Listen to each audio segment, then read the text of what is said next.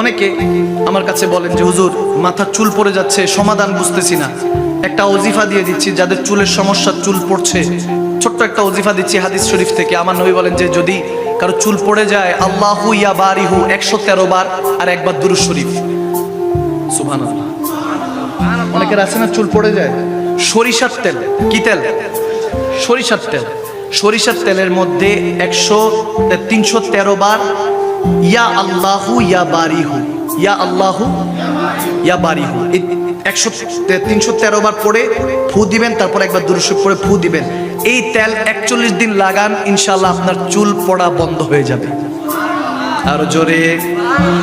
কষ্ট হইলো বেশি?